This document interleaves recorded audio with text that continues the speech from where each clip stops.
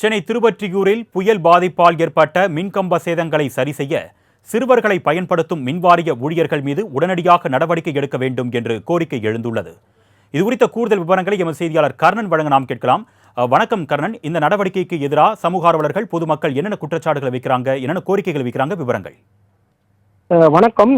திருவொற்றியூரில் மின்சாரம் சரி செய்யும் பணியில் சிறுவன் ஈடுபட்டதால் பெரும் பரபரப்பு ஏற்பட்டது. அப்பகுதியில் உள்ள சிறுவனை பணி செய்ய விட்ட மின் ஊழியர்கள், எந்த ஒரு பாதுகாப்பு உபகரணமின்றி பணி செய்யும் மின் ஊழியர்கள். பென்சில் புயல் காரணமாக நேற்று பெய்த கனமழையின் காரணமாக சென்னை திருவொற்றியூர் மேற்கு பகுதியான ராஜாஜி நகர், இந்திரா நகர் தெரு பகுதியில் கடந்த 2 நாட்களாக மின்சாரம் துண்டிக்கப்பட்டு நேற்று இரவு மழை நின்று பின்பு மழை சிறிது சிறிதாக வடிய தொடங்கிய பின்பு இன்று காலை மின்சாரத்தை சீர் செய்ய வந்த மின் ஊழியர்கள் அங்கு வந்தனர். மேலும் கம்பம் மேலே உள்ள ஒயர்களை ஊழியர் சரி செய்யும் வேலை ஏறும் பொழுது எந்த ஒரு பாதுகாப்பு உபகரணமின்றி மின்சாரத்தை சரி செய்யும் பணியில் ஈடுபட்டு வருகின்றனர். மேலும் அருகாமையில் உள்ள வீட்டில் சிறுவனுக்கும் எந்த ஒரு பாதுகாப்பு உபகரணமின்றியும் கேபிளை சீர் செய்ய வந்து ஊழியர்கள் தொடர்ந்து ஈடுபட்டனர். மேலும் மின்சார ஊழியர்கள் இருந்த போதும் அப்பகுதியில் உள்ள மொட்டை மாடியில் சிறுவனை ஏறி மின் ஊழியர்கள் சரி செய்யும் பணியில் வந்து மீன் ஊழியர்கள் ஈடுபட்டனர்.